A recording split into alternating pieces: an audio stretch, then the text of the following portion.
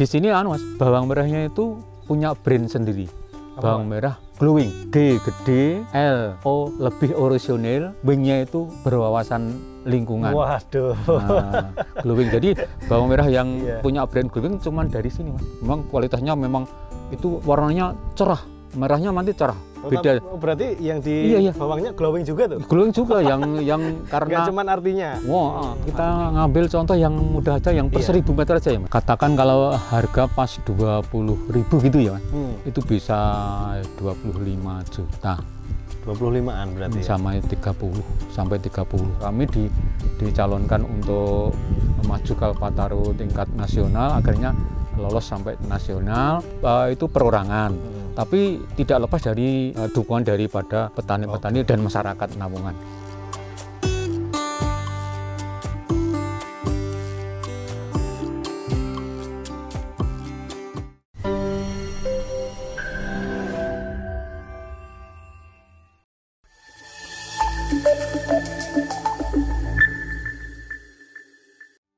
Halo rekan Taniling, balik lagi bareng saya Rizky di channel Taniling TV, channel yang membahas seputar dunia pertanian, peternakan, dan perikanan. Jangan lupa sebelum kita lanjut videonya, silahkan klik tombol subscribe dan jangan lupa download aplikasi Taniling di Google Play Store.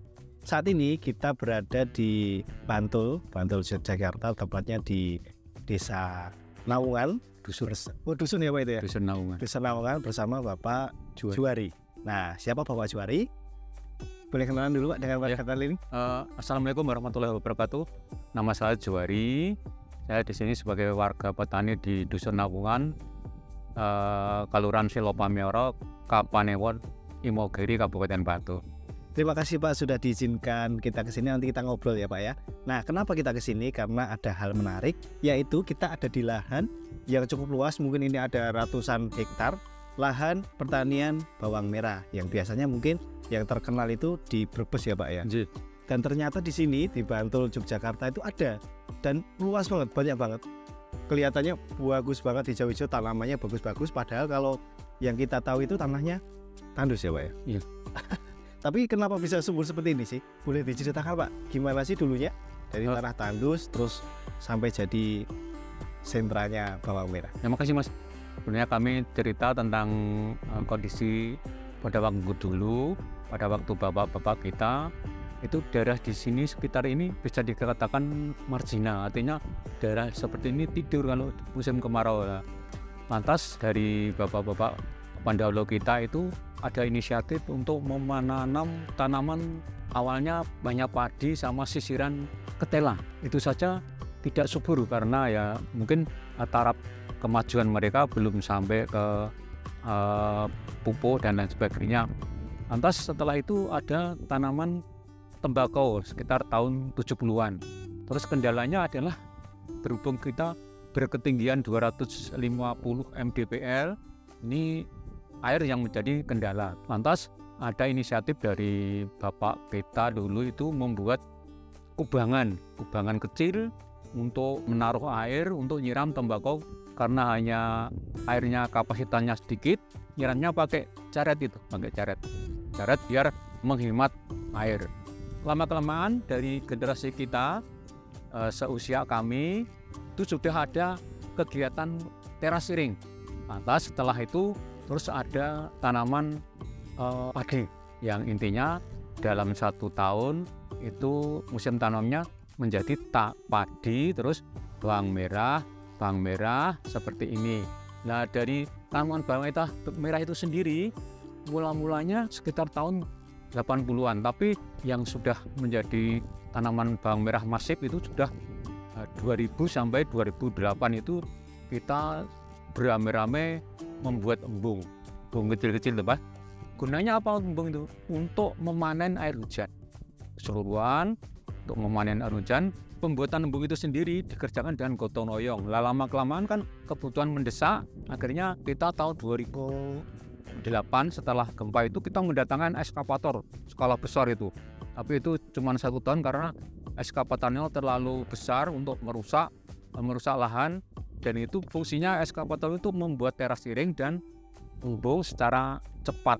Jadi jumlah embung pada waktu kami mendapatkan anugerah Kalpataru itu sudah mencapai 514 unit embung. Sekarang sudah mencapai 600-an lebih. Nah itu terus kita dibantu oleh pemerintah, itu sumur dalam 1 unit itu fungsinya untuk mensuplai embung yang sudah habis pada waktu panen air hujan.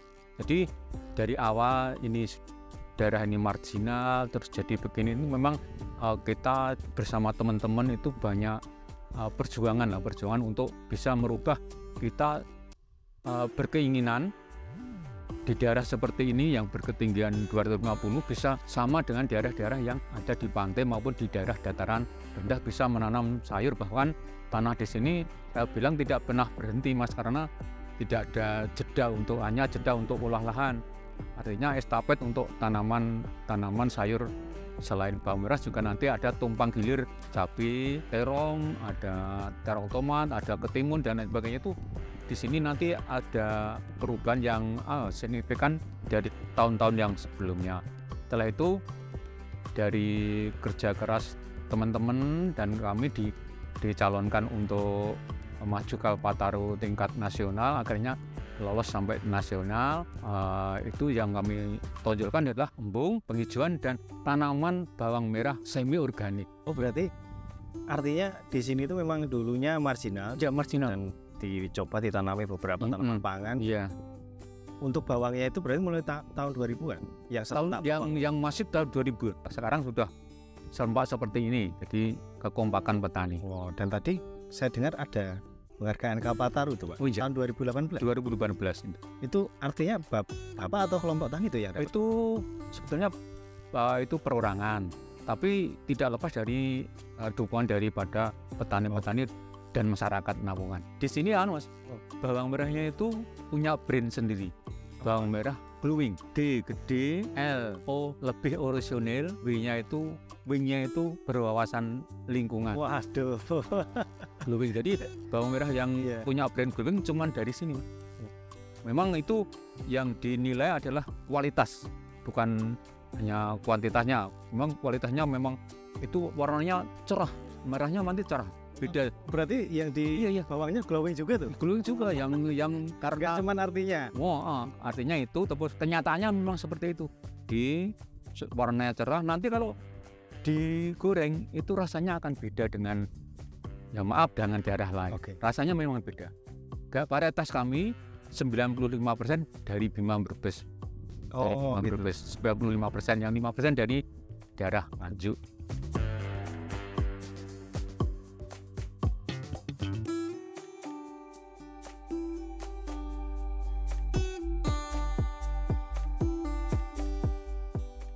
Nah, pastinya Bapak Juari ini sudah banyak banget pengalamannya karena senior.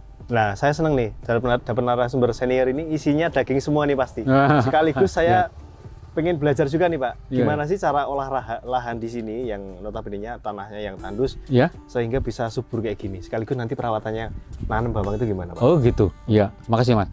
Jadi awalnya setelah musim tanam padi selesai, jeda kita olah lahan. Bentar, itu musim tanamnya 1 tahun itu berapa kali sih yang bawang ini? Yang bawang 2 kali. 2 kali. Kalau yang di luar musim, di luar daerah ini ada, tapi itu hanya sedikit sekali. Sini 2 kali ya? 2 kali yang seperti yang kompak ini 2 kali. Bulan apa itu? Mei sama Agustus. Mei Juni, terus Agustus September. Oh gitu. Nah, itu.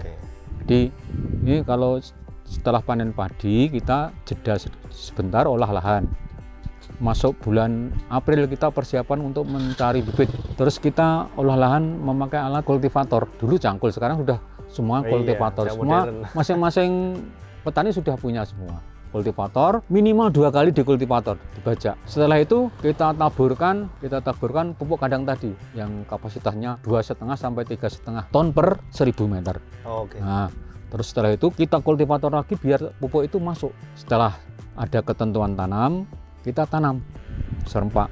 Nah, jaraknya tanaman itu 20 kali 18. Setelah sudah nanam per 1000 meter kita membutuhkan 6 orang. Ada yang nyiram itu sendiri satu kali musim itu 36 kali penyiraman, 36. 36 kali. Ya, karena bisa dihitung umur bawang merah 60 hari, yang separuh untuk nyiram, tapi yang waktu-waktu tertentu setelah pupuk, setelah itu kan harus 3 kali menyiram berturut-turut. Setelah perlakuan itu, terus umur 12 hari kita kasih pupuk kimia, tapi kapasitasnya cuma sedikit, per 1000 meter cuma paling banyak 15 kg itu NPK. Setelah itu kita pupuk cair POC itu seminggu ya 2 kali, maksimal minimal 1 kali kita POC. Terus setelah itu umur 20 hari bawang merah fase senaktan. Jadi umbi itu sudah hilang, dari umbi bawang itu hilang. Nanti akan kelihatan agak beda, agak kurus gitu. Terus pemeliharaan hama penyakit,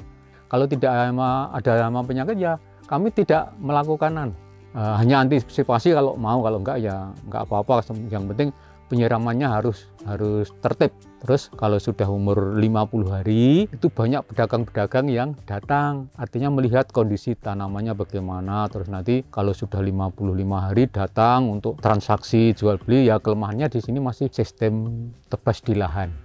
Mungkin itu Mas yang kami ceritakan. Terakhir Pak, ini yang masalah perawatan tadi, berarti penyiraman itu artinya yang umum itu dua hari sekali? 2 hari sekali Mas. Oke. Dan ada beberapa hari yang memang harus berturut-turut harus ya? berturut-turut. Itu setelah pupuk atau apa gitu? Ya, setelah tanam itu 3 hari berturut-turut. Setelah pupuk pertama 3 hari berturut-turut, setelah pupuk terakhir hanya 2 kali tuh pupuknya berturut-turut, jadi 3 kali. Jadi di jumlah 36 kali. Oke, mantap sekali warga Taniling. Jadi ternyata nggak sulit sih nanam di lahan yang tandus kayak gini Pak ya. Atau ada tips nggak? Misalkan teman-teman ada yang di daerah yang tandus pengen nanam bawang misalkan, itu tanahnya harus gimana sih? Setelah diterasiring sebetulnya pupuk kandang harus tebel. Tebakannya kalau bisa di sawah, dikasih air banyak, tuh dibuat seperti sawah itu loh. Oh, kayak direndam air dulu gitu? Oh, direndam dulu terus diolah. Sekali saja sudah berlaku selamanya itu. Tapi kalau belum diolah seperti itu agak sulit. Tapi kalau sudah dibuat seperti sawah, meskipun tidak tanami padi, itu sudah bagus. Selanjutnya sudah tanami apa saja mau. Masalah perawatan mungkin insya Allah saya paham Pak. Ya, paham. Cukup gampang sih Bapak menjelaskannya. Makasih. Cukup jelas, dan juga ada beberapa tips dari Pak Juwari tadi mengenai gimana caranya memperbaiki lagi atau mempergunakan lagi tanah yang marginal menjadi tanah yang subur dan bisa ditanami. Pak, sekarang saya mau tanya nih Pak. Mungkin kira-kira contoh hitung-hitungan di bawang. Itu gimana sih Pak? Oh gini, kalau bawang merah itu kita ngambil contoh yang mudah aja, yang per 1000 meter aja ya. Per 1000 meter itu analisa usaha taninya kita menghabiskan 13,5 13.500.000. Ada tapinya itu semuanya dihitung, dari sewa tanah, sewa alat, beli pompa air, beli selang, itu semua dihitung. Di luar kultivator loh. Iya. Semuanya dihitung, tenaga. Kesimpulannya, kalau sekarang ya setelah tahun kedua, setelah tahun pertama ya paling 9 jutaan. Itu sudah tenaga memang dihitung, tenaga dihitung. Tapi sewa lahan nggak dihitung. Terus BEP-nya di bawang merah itu 9.000 per kilogram. Dan itu tadi yang 1000 meter itu bisa kira-kira normalnya omsetnya bisa berapa sih? Katakan kalau harga pas 20.000 gitu ya Mas, itu bisa 25 juta. 25-an berarti sama ya? 30 sampai 30. Sekitar 25 sampai 30. Itu harga sekian. Tapi kalau harganya lebih tinggi ya lebih tinggi ya. Jadi tergantung harga pasaran.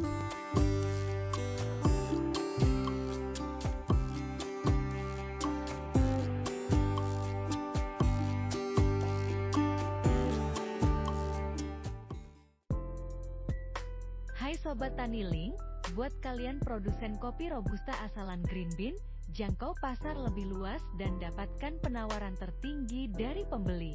Ayo posting kopi kamu di AgriPlaza. Caranya gampang banget, download aplikasi Taniling di Google Play.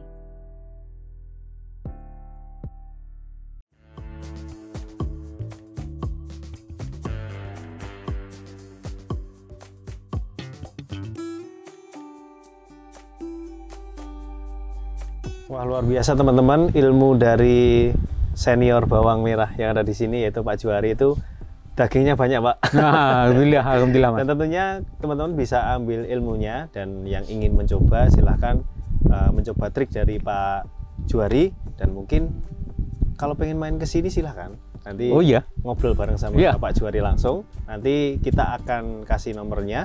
Dan mungkin terakhir Pak, pertanyaan Iya. terakhir dari saya iya ini, Mas, iya. harapan kedepannya itu gimana sih Pak? Atau harapan ke depan mengenai pertanian bawang di sini, dan juga mungkin pesan-pesan untuk para petani milenial. Oh, makasih Mas. Jadi kalau harapan kami adalah di Naungan nanti perkembangan bawang merah minimal melestarikan budaya-budaya yang bagus, misalnya saja tanam serempak, tidak menerima formulator kimia dan lain sebagainya, itu kita pertahankan, membuang sampah sembarangan dan lain sebagainya. Itu harapan kami akan lebih maju, dan kita dengan dinas harus lebih dekat, dan instansi-instansi lain seperti fakultas-fakultas seperti UGM, petrokimia harus dilestarikan juga seperti Bank Indonesia. Terus harapan kami di sini kan sudah terbentuk petani milenialnya juga, itu yang kami harapkan untuk mengganti para bapak-bapak yang nantinya toh yang milenial mesti jadi kolonial tuh. Nah, sekedar informasi warga Taniling, kita mungkin tidak bisa menampilkan gambar hasil panenan bawangnya ya, karena memang di sini itu serentak semua. Mungkin ini umurnya sekitar 45 hari, dan mungkin 2 minggu lagi Ya. baru dipanen ya Pak ya. Iya, iya. Mungkin kalau warga Taniling pengen lihat secara langsung, bisa datang ke sini mungkin sekitaran awal Oktober untuk musim kedua. Itu panennya yang sekitar awal Oktober ya Pak ya. Iya. Itu bisa datang ke sini dan bisa melihat panen secara serentak, karena di sini itu nggak ada yang saat ini panen besok panen, ini nggak ada. Karena memang kekompakannya luar biasa dan serentak. Oke, terima kasih. Itu dulu mungkin video kita kali ini, pembahasan mengenai bawang di Bantul, Yogyakarta. Apabila ada salah kami mohon maaf. Jangan lupa like, komen, dan subscribe, dan download aplikasi Taniling di Google Play Store. Salam Taniling TV. Visi Sagri tak pernah mati.